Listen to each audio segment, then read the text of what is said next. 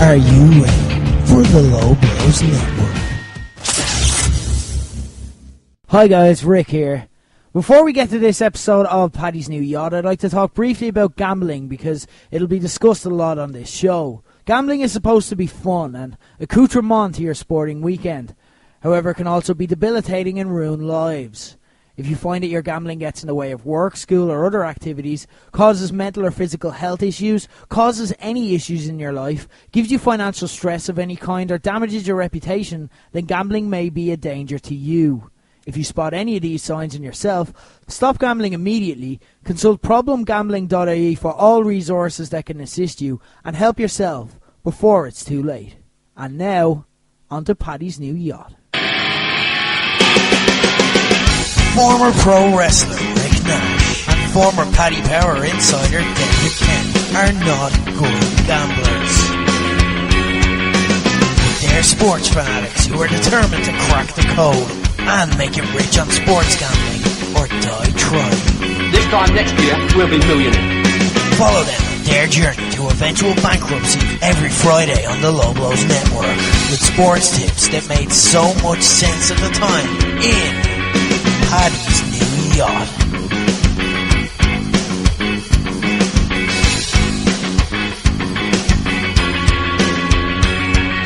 Gareth Bale's agent has lashed out at Real Madrid fans after they jeered him when he was taken off during last week's loss in the Clásico, which is shocking when you think about it. Because Gareth Bale, you think back to his Real Madrid career, and he's had a decent run. You know, I know he was kind of understudy for Cristiano Ronaldo.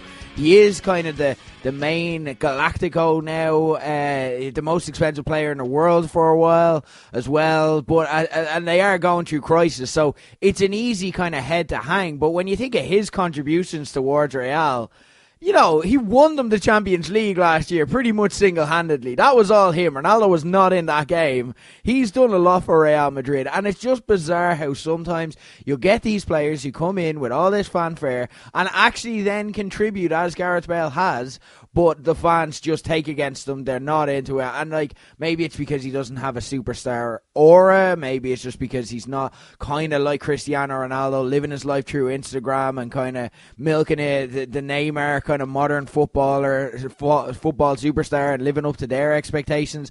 I don't know what it is, but it happens. And it happens quite regularly in football. So as we get kicked off here on another week of Paddy's New Yacht, Rick Nash, joined as always by the Daily Star and Buzz.e's David Kent. Kento, who is the most hated superstar in sports by their own fans?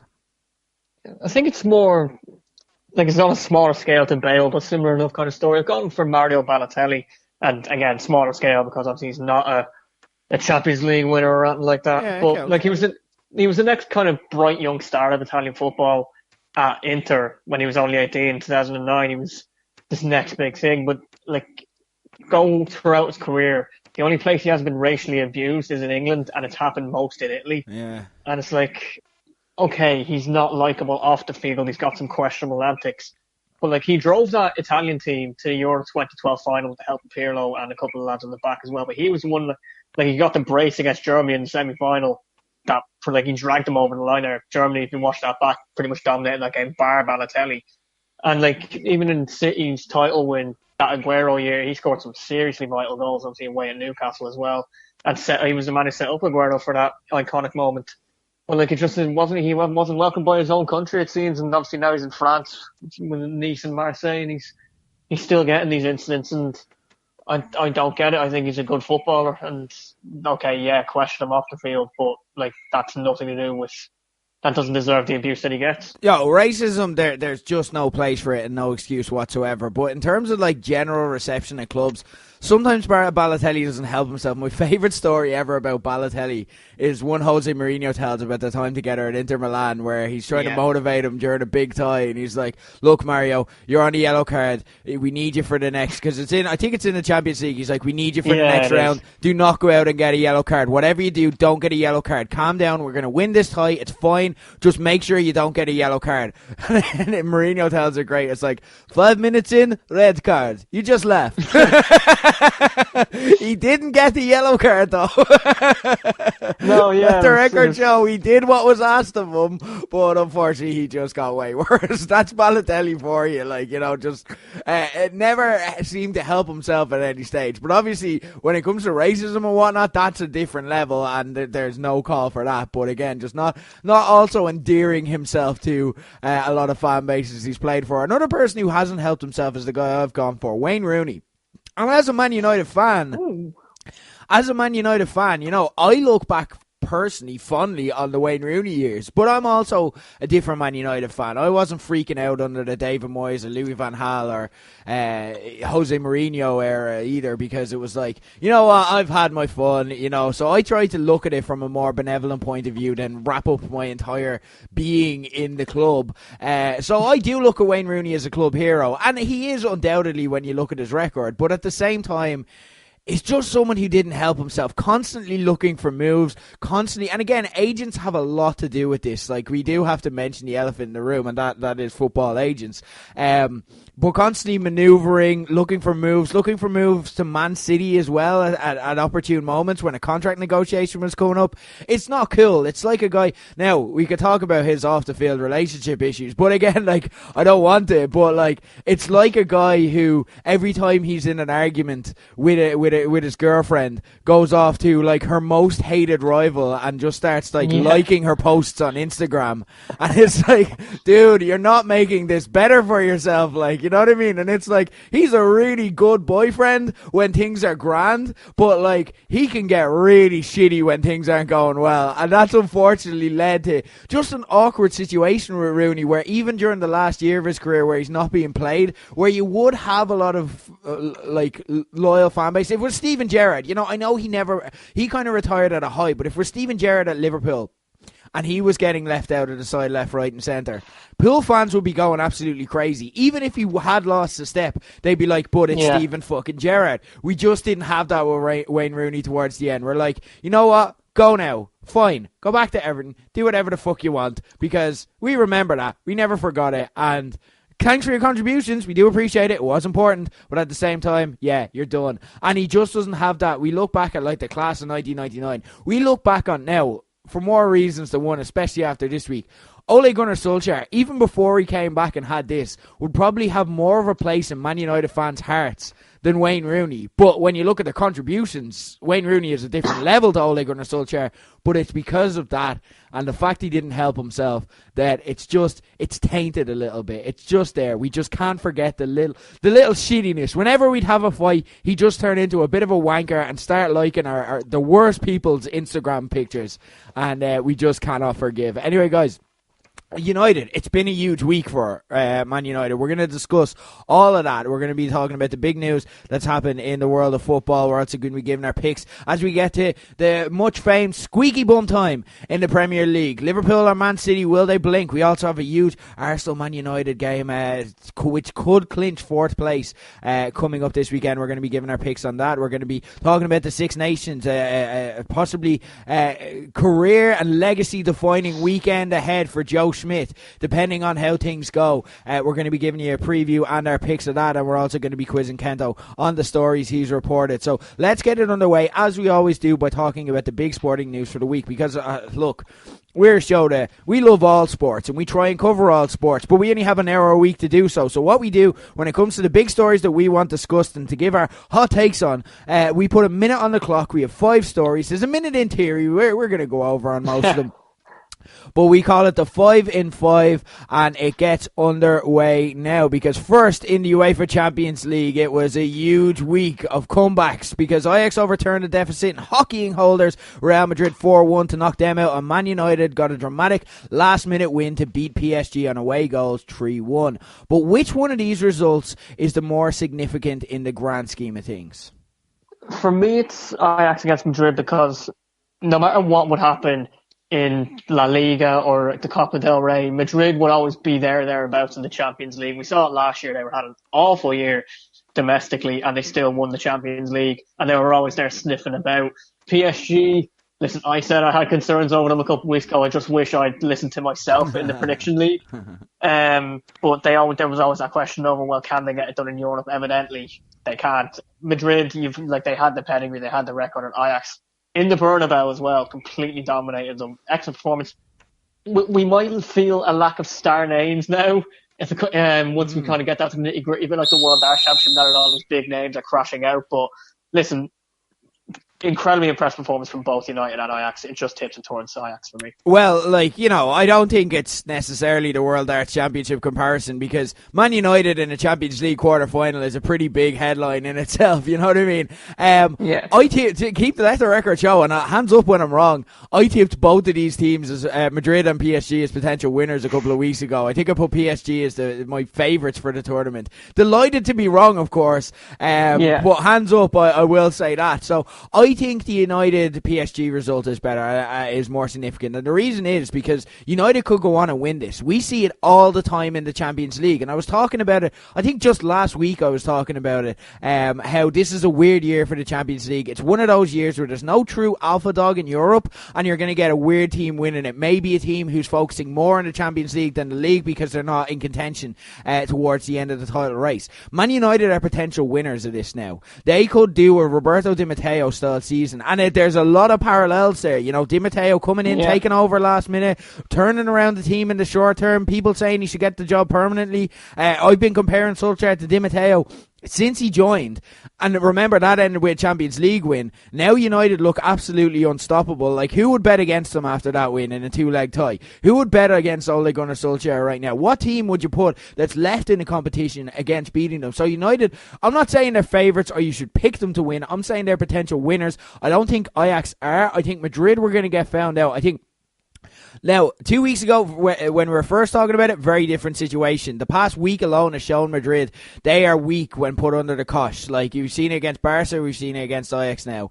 Seen it against Barca twice. But Madrid, I don't think they were going to win it. I think they were going to get found out. I think Paris Saint-Germain, if they had beaten United, have the quality, they would have had Neymar back as well. So there was a lot to like about PSG had they been able to see this tie out. They weren't. So I'm going to go United. But it's an absolute toss-up and a great week for the champ. I love the Champions League when you get weeks like this. Hopefully we get another one next week. Anyway, moving on. Yeah, to the UFC, and Kamaru Usman dominated Tyron. Oh God, let me start that again. Kamaru Usman dominated Tyron Woodley, winning all three scorecards to capture the welterweight championship. Ending team was 945-day reign. And where does that reign rank in the list of overall UFC welterweight champions? The bottom. The bottom.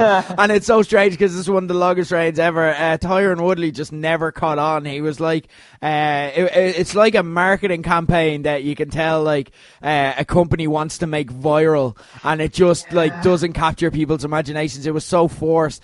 Look, there was a lot to like about Tyron Woodley, but again, he was just found out by Usman here, who absolutely destroyed him in every way and made him look so ordinary. Even Tyron Woodley's coaches at the end were like, come on, you're losing, you're getting the shit kicked out of you, at least try. And he couldn't stand up to it, and he was never a champion though. It was just he was exactly who we thought he was as UFC welterweight champion. He just managed to hold on to it by 18 months, and that's more an administrative error on the UFC's part than anything else. I am annoyed that we now won't get the Tyron Woodley Colby Covington fight, because there was Colby Covington, if you don't know him, is basically a massive heel. He goes around wearing a Make America Great Again cap. He trolls everyone on Twitter. He is like really entertaining for the fight game, if only for how off color he is, which is like ironic I say that because there are tinges of racism in a lot of what he says, but it's interesting within the fight game where you're like, I want to see that guy kick the shit out of him. And Usman against Covington just doesn't have the same pull, but at the same time I think Woodley we never got what we wanted out of Woodley, and we had to sit through 18 months of pretty boring fights, and he was found out in the end, so I don't rate him at all.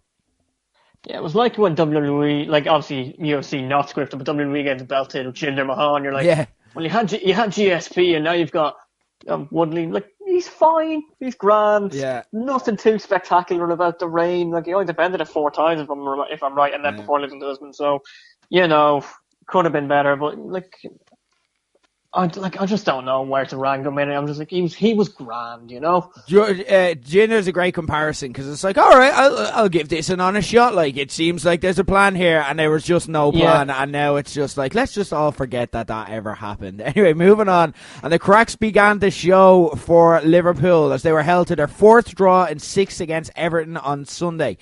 Klopp seemed tetchy with reporter afterwards, blaming the wind and dryness on the scoreless draw. Is he starting to show signs of being the next Kevin Keegan?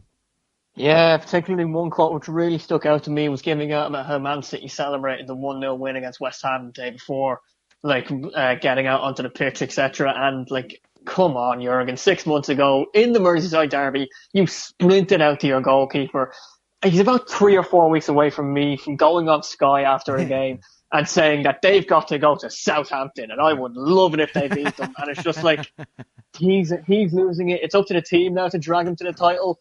If they can, because it's in City's hands now. They seem to be firing on blanks. They need to get that quickly. They need to steady the ship. If they don't, we could have a full-blown meltdown. Yeah, and look, talks about Real Madrid coming in for Klopp as well. And if you're Jurgen Klopp, why would you not take that job as well? Like, I was talking to one person about it this morning, and they're like, he'll never take it. No, he's loyal to Liverpool. And I'm like, yeah, why would you not go? Why would you not manage the 3-time European champions when you can manage a team who's never won the domestic title in its current form? It's like, so that's going to play a factor too as well. And he'd be a great get for Real Madrid. So yeah, it's interesting, and it is showing what we've said about Klopp, that I don't know if he's a natural born winner. I think he's good at doing what we've seen him do at Liverpool and kind of raising the team morale and making them play above themselves and stuff like that. But that's more the Martin O'Neill ilka manager than the Alex Ferguson ilka manager, the ruthless win at all costs type that Klopp just doesn't have. What I found interesting in the press conference afterwards was him getting into arguments with journalists and saying oh, this isn't video games. What do you know about football? And it's when has that ever gone well? The last person I remember trying to make that argument and basically telling journalists they don't know about football, Louis van Gaal. How did that work out for him? You know what I mean? It never goes well when you're in that, and it's and it's more telling perhaps than the results on field, because Liverpool aren't in a crisis situation. City aren't playing above their best, which we'll talk about later. They aren't playing at their absolute best, and they could be ready for an upset. But also, that to me is telling on the main mindset that is impacting the locker room there. And I think, sadly the wheels are about to come off. And after next week, we could be talking about Liverpool as having another trophyless season. So very interesting times there. Yeah, how bad that would be. Moving to the NBA, and the LA Lakers paused talks with Carmelo Anthony, who was waived by the Bulls last month. With only 1 win in 7, are the Lakers starting to tank? This is the story of the Los Angeles Lakers last night. If you type in LA Lakers or LeBron James in Google, what you get is a story about how just last night against the Denver Nuggets, he passed out Michael Jordan for the 4th highest scorer in NBA history. And all these great stats and how LeBron is, is he the GOAT, this, that, the other. They lost that game convincingly. 115-99. They lost that game convincingly. The Lakers are not going to make the playoffs at this stage. They are not playing in good enough form. LeBron missed the longest injury stretch of his career. I think it was 17 games during the season with a groin injury. But yeah, the headlines around LA are, isn't LeBron great? Look, LeBron did another thing, and he's getting great stats. He is still playing like LeBron, but it's just not having an impact on the team and the results they're getting. So I don't think they're tanking because LeBron's pride and record and legacy will not allow them to do so, but I don't think LeBron is able to single-handedly carry this team. The plan hasn't worked. The plan was to get the likes of Anthony Davis and Paul George, maybe Kawhi Leonard, and build a super team. They haven't landed any of those people, so LeBron is left doing it by himself. He's older now. The league has caught up in a stage, and he's in a harder conference in the Western Conference, so LeBron would never tank. He would never allow it.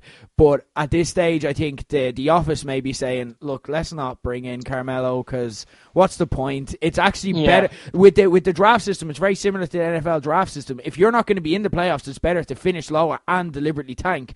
But LeBron's not going to let them. So the office are like, look, we have to look at what's best for us. So we're not going to make this move. But the team itself isn't tanking.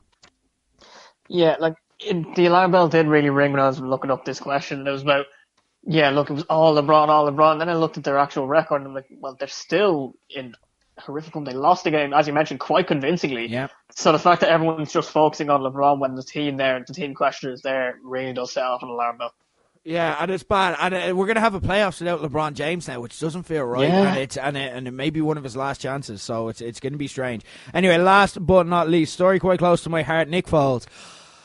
Nick Foles is expected to sign with the Jacksonville Jaguars, who are expected to release Blake Bortles in doing so. Is this the right move for the Jags? Do you think it could fix them? Of course, they were in the AFC Championship game 2 years ago. Do you think this could get them back there? Yeah, I mean, like, there was always a question over Bortles as to whether Jaguars could actually go anywhere. They had one of the top defenses a couple of years ago, but then it was just with Blake Bortles leading the offense. You're like, oh, he's not excellent. Nick Foles, I'd like to see him get a run as a starter for the season again. Would be interesting one. Like, the Jags still have a lot of that good defense, like AJ Bouye, Nick Jackson's there, Clet Campbell, like Leonard Fournette as a running back. They do have the tools, and I'd argue maybe the AFC South is probably one of the easier divisions. Maybe if you can have a good quarterback. So like Foles, we'll give him a safety signs. They'll give him a run. It'll be really good to see. He's better than Bortles in my view, but time will tell. It's an interesting one. Like, everything we've seen from Nick Foles suggests that when he's with Philly and he has incentive to play, he can play like Tom Brady. But then when he's not, he is Blake Bortles, you know. So that's what we've seen from Foles in the past. The one benefit to this is, he's working with a team that has like a great defense and amazing skill players on offense, decent offensive line as well to protect them. So there's a lot right in place. I'd say the Jags, if I had to pick a record for them, I'd say 9-7, maybe not make the playoffs. I don't know if Foles is enough. The one thing to be positive about, though, he will be working with the former Eagles quarterbacks coach who helped him en route to the Super Bowl with, of course, Foles. He's the offensive coordinator at Jacksonville. So there's a lot to like. I don't know if I'm going to suggest that they're going to go 12-4 and back to the AFC Championship game. Yeah. But it's a decent move. It's definitely a positive move. It's better than Blake Bortles. So, and I wish him well. You know what? He's given me some of the happiest times in my life as a sports fan. So I hope it goes well. I will be pulling Jacksonville. May be my new AFC team. Who knows? We'll see how they perform. But I hope it goes well. Anyway, look, they're the sports stories from the week. Now we're going to get into the weekend ahead and looking ahead, because the Prediction League is back. Well, it never went away, really, because it's been a busy couple of weeks and it will continue to be busy. With the Champions League this week, we've got another double game week coming up for the Premier League this weekend, and then the Champions League second legs next week. So, guys, if you want to play, and by all means, even if you haven't entered all season, we've just entered a new monthly competition, so there is still every chance. You can win a months-long subscription to Low Blows VOD if you enter now and win our monthly contest. All you have to do is go on to Paddy's New Yacht Twitter. It is just that, Paddy's New Yacht. No apostrophes, no nothing, just one word. Sign up, follow us on Twitter. It'll be our pinned tweet from Thursday night, so probably by the time you're listening to this, it'll be our pinned tweet. All you have to do is quote tweet that and pick your results for the games ahead and pick an anytime goal scorer. You get 1 point for the correct outcome, you get 3 points for the correct score, and you get 2 points if your anytime goal scorer scores. 6 points per game, 10 games in the Premier League this weekend. What we do, because we want to play along, is myself and Dave, but it's also not fair because I won the monthly contest last month. It's not fair if we win every month, so we handicap ourselves. You guys have until 11 o'clock on Saturday to get your picks in. We have to pick our picks now as we record on Thursday, so as soon as the words come out of our mouth when we preview each game, they are locked in. If any injuries happen to our anytime goal scorers, tough luck. So that's how we handicap it. We'll see how we get on. We start this Saturday in the Premier League with Crystal Palace against Brighton in the early game. And Dave, we have one special rule when it comes to the early game here on Paddy's New Yacht. What is that? On 3. 1, 2, 3. Don't bet on the early. Don't. Not with this as well. Like, this is a total lack of fuck of an early game. It's a battle between a home side who haven't won in their last 6 at home against an away side who haven't won their last 6 and lost 5 of those. Fun fact, though, Chris Hughton has beaten Palace more than any other club in the Premier League, and he is slowly but surely returning a winning culture to the club with Glenn Murray back. But not as quickly as Roy Hodgson is at Palace. Their loss to United aside, Palace have looked rejuvenated recently with Michy Batshuayi freeing up Wilfred Zaha to do damage. This is a side to watch out for next season. I'm calling it now. If they can keep their core intact, they could do a Wolves next season. So I've got Palace winning 3-2 here in a sneaky great early game. Zaha had to score as he loves a goal against Brighton, though Murray isn't a bad shout either and has a great record against Palace himself. Yeah, what a way to start on Saturday with the A23 derby.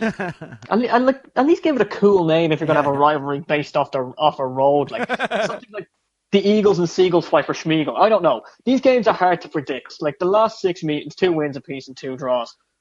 Reverse game in the Amex, Brighton won 4-1 with a red card and 6 yellows, so there is always a bit of niggle as well. Like the Seagulls would love that scoreline again to move 8 points clear of safety and essentially confirm their spot in next season's top tier. The problem for them is they've lost 4 in a row on the road and conceded at least 1 goal in their last 10 journeys and 2 in their last 5. A shocking away from home. Palace aren't much better on their own turf, but they've only 1 loss in their last 6 games, so form just tips it for me towards them. 2-1s I have to score. Do we have any road-based rivalries in the LOI? Like, I know we have the Traffico with CIE and Dublin Bus, but do we have any, like, the M50 battle? No, because they're so close together. Like Cork and Limerick or Cork and Waterford are just lumped in as the Munster derbies, and then I'm trying. Like the closest we've got is the Classico of Ireland, which is Longford and Athlone. That's not really based off that, and just by the fact that they're both in the Midlands. But, like, there's nothing based off of that. I'll try and get one. I'll plug it next year. All right, there we go. Moving on to the 3 p.m. games. These are, of course, bet safe. Cardiff against West Ham, and Cardiff seems to come into form at just the right time last month before falling out of form at just the wrong time this month, losing their past 3 and taking them back in the relegation zone. They face a West Ham side who seem to be different home and away, as is the case for so many sides this season. The problem for West Ham is that their go-tos aren't scoring. Arnautovic hasn't scored in his last 5, while top scorer Felipe Anderson hasn't scored in his last 10 now. They got away with it against Newcastle last week, but may not get away with it against a determined Cardiff who need a result at home. I'm going for a 1-1 draw here. I'm going for Samir Nasri to score. Oh, good shout. Cardiff's mini revival, which briefly moved them out of the drop zone, has faded back to normality. They've lost their last 3 games, conceding 10 and replying with just 1. A stat that sticks out for me as to why that is that nearly 75% of their goals have come in the second half, usually when they're 1 or 2 behind. The Hammers, on the other hand, tend to concede in the final 15 minutes a lot. A third of all their goals end up coming in that period. And they, like Brighton, haven't won in 5 away games. The Bluebirds were hit with a massive blow midweek when they lost Sol Bamba for the rest of the season. And I think that's when the Hammers could hit them at a naive young centre-back pairing who haven't been there all year. 2-1 to the Hammers. Arnautovic, I'm hoping he starts because he hasn't really got time, so I'm going to go for him to score. But no, I like to shout Nasri as well. Okay, moving on to Huddersfield against Bournemouth. The last 3 versions of this fixture have finished spectacular, high-scoring clashes. 4-1, 5-0 and 5-1. Safe to say, this will not be one of those. Huddersfield's revival, and by revival I mean they won 1 game with an injury time goal and celebrated like their life depended on it, came to a halt against Brighton last week, but may get back on track as Bournemouth bring their poorest away record to town. They've now lost their last 9 away, conceded 28 and scored just 4. It's pretty bad for Sean Dyche, or for Eddie Howe. So I'm going for Huddersfield here off the back of a touch of new manager bounce. 2-1 with Mounier to score. Yeah, acca fuck. I mean, 2 poor teams when you look at the stats. As you mentioned, Bournemouth haven't won in 5, haven't picked up a win in 9 away games, and they're 16th on the overall away table. But there's somewhat good news. No one's picked up less points at home than the Terriers, who are still flatlining. I can't use FMQ. There's no form. There's barely any motivation even for Huddersfield, and there's not really that much quality to be found. I just found a great stat. So Huddersfield have gone 9 home games without drawing. Bournemouth have gone 14 away games without drawing. No. I'm still not picking a draw. Bournemouth's 2-1. Josh King. Okay, and moving on, Leicester against Fulham. Brendan Rodgers' shitty week might be about to get much better. Between losing late to Watford in his Leicester debut last Sunday and having his house ransacked by absolutely scummy Celtic fans throwing a tantrum because he wouldn't complete a treble for him. Like, how scummy do you have to be? You know what I mean? If it was the first title, like say it was the first chance of winning the league in 5 years, Rangers were up, you'd at least like kind of understand. I understand that you're outraged even if your reaction is still a scummy scummy as it fucking gets. His mother and daughter or his wife and daughter had to hide in the bathroom and barricade themselves in while these assholes ransacked his house. That is as fucking scummy as it gets. This is why I don't follow Scottish football anymore. This is why I've gone against Celtic, and this is why when I see people going around wearing Celtic jerseys, and like, don't get me wrong, I'm sure that 90% of the fans are perfectly classy individuals, but when I see people going around and saying, like, you know, singing the fields of Athenry, I judge them a little bit, because like that's the level you're talking with Celtic. I can't Celtic anymore. This is fucking scummy, and I'm not saying that Rangers aren't scummy. They have their own scummy element in it, but there's two of them in it. This is fucking ridiculous and needs to be gone. This fucking element in football, none of us want to hear it. You've made Brendan Rodgers, a guy who's brought you 2 trebles in a row, you've made him regret ever fucking signing up to you, lads. That is fucking disgraceful, and you should like show a bit of fucking appreciation. You've won everything for the past 2 years, and you're like, maybe we won't win everything for the past 3 years. Fuck yourselves, lads. You're fucking scumbags. But Rick, they're the best club. They're the biggest club in the world. No one can ever leave Celtic. Fuck them. Because they just, why would you fucking go to them? And now Neil Lennon's back to make the situation better. It's going to be fantastic over there. No, it makes me sick. Look, he's going to have a better week, though, because there's a Fulham side who's still yet to win away, come to town, and that is a welcome respite after the week he's been through. The one bit of bad news, Leicester have never beaten Fulham in the Premier League. There's an interesting stat for you. Yeah. Scott Parker's opening match last Sunday was similarly not to plan, but they look somewhat resilient in falling to Chelsea, which is best case scenario, I guess, on short notice. Parker is already talking of changes that will need to come through relegation, so that's where their head is at. I've got Rodgers to get his first win here, 2-0 with Jamie Vardy to mark the occasion with his 100th goal for Leicester. Yeah, like Brod's got a Brod. He returned to the Premier League as he left it, last minute defeat to a Leicester team. I thought they played well at Watford. It was obviously on Sky as well, but they weren't clinical enough against a stingy defence, which makes Fulham a perfect opposition. Scott Parker's new manager bout is nullified for the trip to the King Power. Fulham are bottom of almost every stat table, including form, as they've taken just 3 points from the last 8 games. That's only 1 point less than the Foxes, which I found bizarre. Nice easy win on the cards though for Leicester in my mind. 3-0, Jamie Vardy. Okay, Newcastle against Everton. And Newcastle's home form has been their saving grace in their relegation battle, having won 4 in a row to apply a bit of breathing space for Rafa. Well, Miguel Almiron seems to have been an inspired bit of business already, creating more chances per game than any of his teammates so far. Everton slowly seem to be riding the ship too, adding last week's 0-0 draw with Liverpool to a 3-0 away win at Cardiff beforehand. They've got a great recent record against Newcastle too, winning the last 5 of 6. So the reverse fixture was the only outlier to those 6, though, finishing 1-1. And you know what? That feels like a good shout to me to repeat. Theo Walcott to score, as with 7 goals and 5 assists against Newcastle, they're his favourite opponents. Another bit of an active for me. Everton had chances to win the Merseyside derby last week before settling for a point. Newcastle are in form at St James's. They've won 4 on the spin at home and only conceded 1 goal in that time. As you mentioned, they haven't lost. The Toffees haven't lost to Newcastle in the last 6 meetings. I also can't split this one, so I'm looking at the defence. I'm going for 1-1 with Sigurdsson to score instead. Okay, so Hampton against Spurs, and this is a juicy game. Spurs desperately need to win. It's all well and good looking great, beating Dortmund in Europe, but they haven't registered a win in the Premier League since the 2nd of February and just seem to look out on their feet as a good season beforehand. Remember, their best start ever to a Premier League weighs heavily on them now. A bad time then to visit a Southampton side who will still be pissed about getting nothing from their instant classic with Man United last week and who need to win or they could end the day back in the relegation zone. If you're actually watching Spurs here, I see no reason to pick them beyond they're good. They're good. They're higher in the table than the other team. But if you're watching Spurs, there's no reason to pick Spurs away from home against Southampton. They look exhausted. They can't rest players. Their squad isn't deep enough, especially with the injuries they had. And they're now coming off just a 3-day layoff in Europe. And the ball just isn't bouncing their way now. The only motivation and shame can rescue them here. Only them actually falling low enough to go, lads, we need to cop on and we need to put in an absolute shift for the rest of the season. And that needs to come through being humiliated. Now, here's the thing. Southampton have surrendered the most points from winning positions in the league this season. Look, last week against Man United, they did it again. So I think, and in the reverse fixture with United too. There you go. I think Spurs are in for an almighty scare here. I think I don't think they're going to lose. I think they're going to need a late goal to save them en route to a 2-2 draw with Harry Kane to score that late goal. I think like Spurs I think it's fair enough to say they were playing better without Kane. At least in the You in league. theory. Yeah, absolutely. We spoke about that. Yeah, fair enough.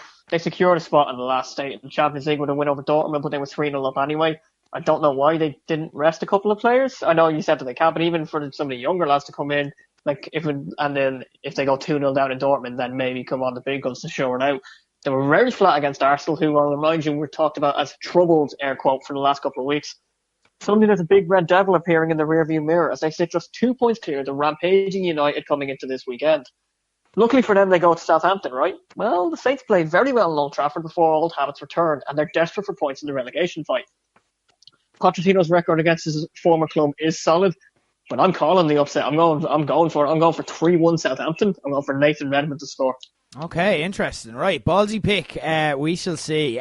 Moving on to the late game on Saturday night, Man City against Watford, and it's all good and well. It's all well and good to talk about Liverpool bottling it, but let's not forget, it's not as if City are out there winning every game 5-0 either. In the league, since their last kind of swashbuckling win, where they beat Chelsea 6-0, they've only beaten West Ham and Bournemouth 1-0. An upset to add to a further twist to proceedings and this epic title race could be on the cards soon. I'm just saying, let's keep an eye out for this. City are a team who are ready to be upset here. But not this week. City's unbeaten streak against Watford, including 12 wins out of 14, stretches back to 1997, and the Hornets are winless away against top 6 sides this season. City may blink soon, but they won't blink this Saturday. 2-0 with David Silva to score. Of a good record in picking games he scores in. Yeah, you do actually. It's in City's hands now. I don't think it comes out of their hands for the rest of the season. I'm using my City logic in the sense that they're better than the team that they're playing. Yes, it hasn't worked well for the last couple of weeks with West Ham and Bournemouth, and Watford hasn't stingy enough defence, but they're away from home. They're against City. No one can really take points from the Etihad anymore. I'm going to go 4-0. I'm going to go Aguero. Statement. Sunday games, Liverpool against Burnley starting at noon. So, if City won't blink, will Liverpool? We spoke earlier of them drawing their last 4 of 6. So, the thing is with that though, the last 3 of them were away. They're unbeaten in 35 games at home, winning 12 out of 14 at home this season. And their last 2 at Anfield saw them beat Watford 5-0 and Bournemouth 3-0. After a brief revival for Sean Dyche's men, they're in danger of slipping back into a relegation fight, coming off losses against Newcastle and Palace. They've got some winnable home games coming up, so in truth, I think they'll be okay riding this one off as if they don't catch Poole on the hop early here, which is undoubtedly what they're going to go for. But I see Jurgen Klopp having his side come out ready and firing, needing a result en route to a 3-0 win. Mane has scored in his last 5 in Anfield, so I think he's going to make it 6. This one is screaming Liverpoolitis at me. This is, in my head, Crystal Palace of 2014. Everything is pointing Liverpool's way. Unbeaten in Anfield for over a year. Haven't seen it in the last 4 games at home. Kind of a wounded animal in their strike force, having fired blanks against Everton, and United people just kind of saying to them, right, you're not scoring against any of the bigger teams. And against the team down the bottom who could still be dragged into the mix and are looking for points. Clarence are awful on the road. I really, really want to make the call though. I think Dyche is going to I don't think he's going to try and catch them on that. I think he's just going to set up shop and try and get a nil on, squeeze it out. I really want to make the call, but I might delay Liverpoolitis for a week. I'm going to go for a 1-0, really tight 1-0 win with Salah scoring. Okay, interesting. Now on to the big game of the week, guys. The big game, because you know why it's the big game? Because it's on a 2:05. Why is this a thing? Why is this a thing? Why are Sky obsessed with this now? It's so weird. It's such an abject time to pick as this is the big thing you need to care about. It's Chelsea against Wolves, and they're not even great games either. You had the Liverpool United one. Okay, I got that. But Chelsea against Wolves, I don't know. Are Chelsea back is the big question heading into this. Following on from their spirited Carabao Cup loss, Maurizio Sarri has gotten 2 wins on the trot, both home and away, which was previously a problem for them. Also worth keeping in mind is that the Blues have still, despite their crisis, only lost at home just once this season and have beaten Wolves in their last 6 meetings in all competitions. On the flip side of that, Wolves have gotten more points out of top 6 sides than any non-top 6 side in the league, so there's that. And they also got back to winning ways themselves against Cardiff last week. Look, if Chelsea didn't see light at the end of the tunnel here with Spurs' struggles and Arsenal and United guaranteed to take points off each other later in the day, I'd fancy an upset here. But Chelsea have everything to play for against the side with nothing to prove this season. They have made their point, and Chelsea will come out motivated and firing towards the end of a long season. So I'm going to pick Chelsea to win here 2-1 with Higuain to score. Yeah, look, the best thing that happened to Maurizio Sarri was one of his players openly telling him to fuck off in a major final. Like, football's broken. Chelsea look strong. Went back games in the league following the City destruction. Look, they weren't massively impressive against Fulham, but they didn't have to be. This will be a different story against Wolves if this game was in Molyneux. We saw what happened earlier on in the year. As you mentioned, Wolves' record against the top 6, they've taken points off all of them, I think, if I'm right. Their away form is split nicely at 5 wins, 5 losses, and 4 draws. So Nuno does have it in him to pull something out of the bag here. If Chelsea were still a shit show, I'd happily pick them, but they're not, so I'm not. I'm going to go 3-1. I reckon Wolves put up a fight, but 3-1 with Higuain. Now on to our actual main event of the evening. It's not a 2:05. Somehow this game has managed to escape the clutches of the 2:05 main event slot. It's 4:30 on Sunday. Arsenal against Man United. A team who've won their last 8 at home host a side who've won their last 6 away. But that home side faced the only side who've beaten them at home domestically this season. And let's remember that game. United were comfortable with Lukaku, who's in form, throwing out assists for fun. They were so good that even Alexis Sanchez looked good against them. That's how good United were, and that's saying something this season. There's a lot to like about United here, but remember too that it's been a long week, and I hate to say it, but yes, we did see cup final celebrations on Wednesday, although who could blame them after that game against Paris Saint-Germain? After Rashford's penalty took them through. Look, it's just there. Cup final celebrations. I have to stay true to myself here. So while FMQ compels me not to pick against Ole Gunnar Solskjaer's men, who are still undefeated domestically, keep in mind, I am going to be sensible and pick an entertaining draw here. 2-2, Lukaku to score. The die-hard United fan in work genuinely put Ollie in the running for the greatest of all-time United manager behind Fergie after the Marc the Triomphe last night. That is optimistic. And, by the way, Marc the Triomphe should have been the back page in the Daily Star today. I wasn't happy. It got voted down. My headline. Fucking I'm bitter. Sky haven't given this match a silly title yet, which makes me hopeful that it might be an entertaining one, because usually when that happens, it turns out to be a shit show. United have only lost once in the last 6 meetings and have taken 15 from 15 in their last 5 games on the road, but Arsenal have won their last 8 home games. Both teams to score is another one that's absolutely nailed on for me, but I'm not going to christen this a cracker yet, because that's gone swimmingly for me in the last couple of weeks with 2-0 all draws. Those celebrations in Paris were definitely cup final, particularly by the players. I don't know if they'll be able to raise themselves again just 3 days later against an Arsenal side who are able to rest players for the Europa League tie tonight against Rennes. Yeah. But I can't pick against United. No, they're not giving me a reason to until someone legitimately makes a case for me not to pick United, at least to draw. Then I won't do it. So I'm going to go for 2. I'm going to go for Lukaku as well. Okay, bet for the week. I'm going for all Saturday games because I just want to sit back and enjoy the Sunday games. I have Crystal Palace against Brighton, both teams to score. I have Huddersfield to beat Bournemouth. There's my risk. You're betting on Huddersfield. I'm betting on Huddersfield. The odds have swayed me, but also I do genuinely think they're going to win, and I'm not even wrestling with my conscience there. I do genuinely think they're going to win that game. I've Jamie Vardy anytime goal scorer in Leicester Fulham, and I have Man City. I've gone with the alternate handicap cap of -1 to give me a bit of leeway there and decent odds. €5 on that returns €87.79 or Paddy Power. Other bookmakers are available. That's the domestic football for the weekend. Well, not the domestic. I know we're Irish. You know what I mean. We'll have Kento discuss the domestic football. That's the Premier League for the weekend. We're going to discuss the continent now. Look, there's not much this weekend. It's a bit of, and the problem is because a lot of the leagues were sewn up last week. Starting in the Liga, you can officially set your interest to La Liga in passing after Barca won the Clásico. They lie 7 points ahead of Atletico and 12 ahead of Real, meaning the most interesting battle in the division is one you're probably not going to watch or pay much attention to unless you're a die-hard La Liga fan. It's over 4th place. It's underdogs Getafe and Alaves are both in pole position to take it. So it's excellent. Sevilla, Betis, both being held off and being held off well. So very entertaining. Worth keeping one eye on, maybe on Twitter. Alaves take on Eibar while Getafe face Huesca this Saturday. That's really the pick of the bunch from La Liga. It's dire straits. Similar to La Liga, Serie A, there's not much to look out for. Juve's win over Napoli, though there is a bit more. Juve's win over Napoli last week pretty much confirmed them as champions, leaving them to fully focus on trying to be the next team to overturn a deficit in the Champions League next week against Atletico. That'll be a game I'll 100% be keeping an eye on. So again in Serie A, it's all about the other Champions League spots. Bit more interesting and open there. No standout games, but Inter have now lost third place to Milan in the midst of the Mauro Icardi scandal, which is going to run and run. Lazio's derby win last week sent Roma into crisis and opened up a scrum of sides ready and waiting to challenge them and Inter for fourth place. Lazio face Fiorentina Sunday evening in the standout tie of the weekend that both need to win to keep pace. So well worth to watch. Fiorentina games this season, by the way. Lot of 3-3 draws. They're fantastic entertainment. Well worth your way to go out to watch any Fiorentina game this season. They're my team, so obviously I'm gonna pump for La Viola, but like they're backing it up, doing me proud. So the Bundesliga, that is a title race. There we have it. It's game on. Last week we spoke about how the pressure was on Bayern as Dortmund had an easy game to reassert their lead at the top. Well, Dortmund only went and lost against Augsburg on Friday, while Bayern went and beat their occasional bogey side Mönchengladbach 5-1. So who the fuck knows anything anymore? It's quality entertainment. Both play Saturday afternoon as Bayern hosts Wolfsburg, and again, theoretically, the trickier tie.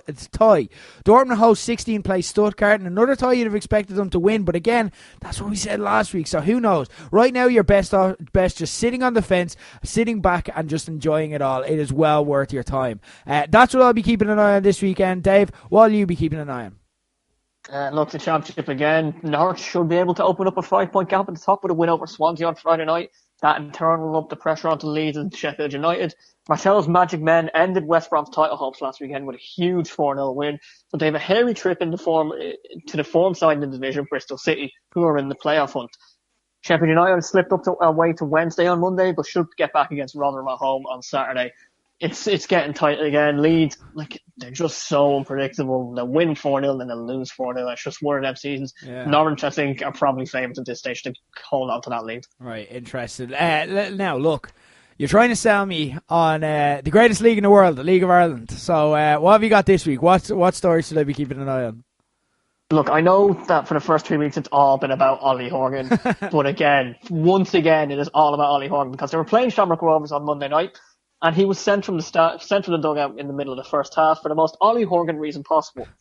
He tried to get the attention of the fourth official, Tomás Connolly, in Irish. No idea why. The Irish for Tomás Connolly, right, is Tommaso Cunhula. Ollie Horgan has a Western accent. Right. Yeah. Can you see where the miscommunication was there? Cunthole. I didn't want to say it, but you just went for it, so fair play to you. I can't get sacked on my own network. Yeah, that's true.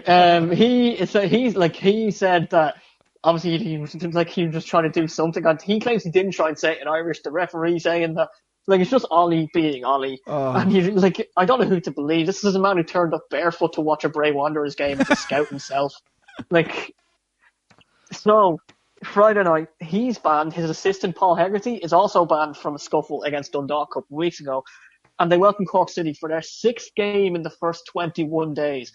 It's incredibly unfair on Finn Harps to have that stat already. And he only signed, and it's just they're a small, tiny squad. So they're fucked. However, they've already taken points off Dundalk, and they've already taken points off St. Pat's, who two are the front runners, supposedly. So the Rebel Army have reasons to fear. Dundalk themselves, they face a sticky task at home to Waterford, who have already beaten Cork and Turner's Cross. Well, there's a ding-dong Dublin derby as Pats host Rovers. Again, no game on the telly. Ugh, this is, look, you know what, you're selling me more, I'm not watching it, but at the same time, you're getting me interested in it, and I'm like, I might check that out, and they're giving you I'm starting to feel your pain, I sympathise. Amazingly frustrating. Yeah, you have me sympathising here. I want the option to watch it, and then I want the respectfully decline. But they're not even giving me that. I might do that on Friday, but also the Tiddlywinks Championships are on. All right. The main event for most this weekend. If it's squeaky bum time in the Premier League, it's definitely squeaky bum time in the Six Nations. Huge weekend. Like I said, possibly a legacy-defining weekend for Joe Schmidt, depending on how the ball bounces. We go to France again. It's going to be tough. It's going to be nervy. Dave, who have you got? What are you looking out for? The biggest game for me in the week is Scotland against Wales. Yeah. Because I don't have as much fear of France away, when we have them at home. I don't fear, France got found out against England badly. for their lack of play. Yes, they did well in recovering at home to get the bonus point against Scotland. Maybe there's a bit of confidence there. I don't know. Like, there seems to be a bit of tension in the Irish squad as well. Sean Cronin getting dropped for no real explained reason as a replacement hooker. It's not a good sign.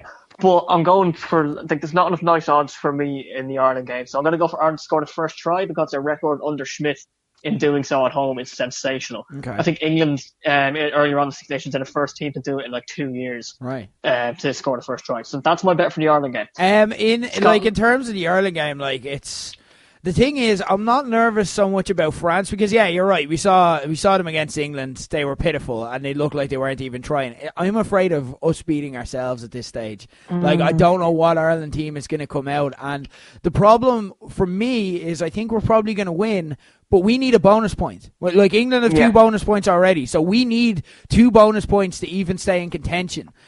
So we, like, that has got to be the incentive here, or the Wales game is a dead rubber. Like, so at least for us. So yeah, that's where I see the problems lying, because we can eke out victories in this Six Nations, but it's just not all coming together. Like, we got the bonus point eventually against Italy. That's what's making me nervous. Yeah, I'd like to think that was a bit of a culture shock and a bit of a reality check that they need to put up the standards. But, like, again, France are dogged. Yeah. The last three meetings we've had with them, obviously last year, the absolute belter in Paris, where we just ran the 42 finish drop goal the time before that, the World Cup. Yeah. Where, again, we talked about it last week, just they are going to hit us. So we need to be quick off the bat. Wales, I've heralded them my champions last week, or 2 weeks ago after they beat England. I think they're locked on. I think Gatland will want to lead them with a Grand Slam, if not a Six Nations title itself. Scotland are hairy, but they're also too inconsistent for me at the moment. We talked about Keegan a few weeks back. They can really just come out with any performance, whereas Wales are good at just grinding the game. They'll wait. They will sit there and they will wait until the 72nd minute, and then they'll run in at you. So I've got them by 6 to 10 points because I just think they've got a better squad, they've got a deeper squad. And I've got England to cover the minus 36 handicap against Italy. They were able to do it against France, they'll definitely be able to do it against Italy. All comes together nicely at 12 to 1 with Bet365, which is my bookie of choice. Obviously, others are available. Okay, interesting. That's a solid sounding bet. I like to look at that. I like your bet more. It's the Ireland try that's bringing it up. All right, yeah, like I like it. I'm a big fan of that. Like I like your bet more than mine. Pick his, guys. So if you've already done mine, then sorry.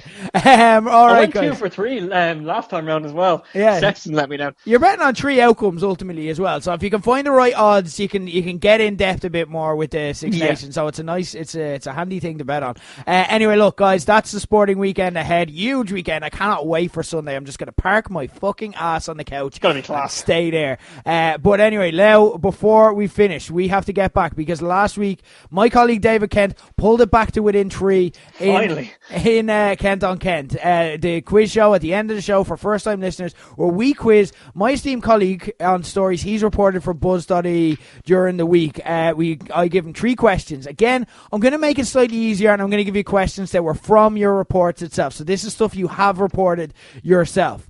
Not from today, like last week. You haven't got any stories in today, but they are stuff you've reported. So 3 questions. If you get 2 or more correct, you will you get the point, and you'll bring it back to 14-12 for the season. So we shall see. And then I'm going to start making the questions harder if you do. I've done a lot of research on mold this week, so no, not in there. God damn. Question, the one I was prepared for. Question 1. First question, I'm going to quiz you literally on your words and your opinions. All right? Question 1. Opinions? What player in your report of Liverpool's stalemate with Everton this week did you describe as wholly ineffectual? Divock Origi. You seem very sure there. It's either him. It's one of the attackers. I'm pretty sure it's Origi. Okay, fair enough. Question 2. What was Brendan Rodgers' record in first games he'd managed with English clubs before Leicester's clash with Watford? He had lost all of them. Or he hadn't won in his 4. He'd won 2 and drawn 2. No, lost 2 and drawn 2. Sorry, my apologies. Lost 2, drawn 2. Again, you're firing in, right? You're remembering this week. It was either he had lost on all four, but then I think I remember writing that he had drawn two of them. So okay, we shall see if you're remembering correctly. Question 3. You reported that the Norwegian #1 bridge player has been banned following a failed drug test. But what was his name? And you may need this to get the point. What was... I think his second name was like Vegson. This is like the Oscar Gutierrez last week. I'm just going to pick a Norwegian sounding name because maybe an educated guess. I know it's like Tor Vegson or something like that. Tor Vegson, right? That is a very Norwegian sounding name. Yeah, like I could say that to you with you having looked up that question. You go, yeah, he sounds like the #1 Norwegian bridge player in the world. All right, yeah. I'll tell you right now, it's not that. It's Geir Helgemo. I don't know. Also a Norwegian sounding name. So, you were very certain of your first question. Who did you describe as wholly ineffectual? It was Origi. 1 down, 1 to go. This is to pull it back within just 2 points. The comeback, they said, could never happen because Rick controls the questions. What was Brendan Rodgers' record in the first games he'd managed with English clubs before last week? You were sure that there was 4. I think that's the Premier League record. I think you might have. Or was it his 4th game against Watford? You have to listen to the question, Kento. No, you were right. It was drawn 2, lost 2. Well done. You got the point. Yeah. You're back within 2. Ding ding. Well done. Dave managed to remember his own life this week. Congratulations, Dave. Pump up the volume. Back within 2. 14-12. All right. It is now a contest again. It's getting tricky now. So you know what that means. The questions get harder. Guys, we'll be back next week. We're going to be breaking down the Six Nations. It's Paddy's weekend next weekend. So we're going to be talking about all birthday things weekend. Ireland. Happy birthday in advance. We're going to be talking about all things Ireland, Wales next week. Hopefully, we'll still have something to look forward to. We're going to see if we can get Keego back in the line. Shout out as well. Happy birthday to Keego. You're all having your birthdays around the same time, you weirdos. Is that a special time for rugby fans? Like possibly. Well, I don't know. I was a couple of months early, so. All right, fair enough. So anyway, guys, we're going to be breaking all that down, breaking down the Premier League. Bit of unnecessary information about my life there for Paddy's New Yacht listeners exclusives. Don't forget the Prediction League this weekend and the Prediction League for Champions League next week. Yeah, but I got caught out before. Until next week, we will be back. For David Kent, I've been Rick Nash, and this has been Paddy's New Yacht.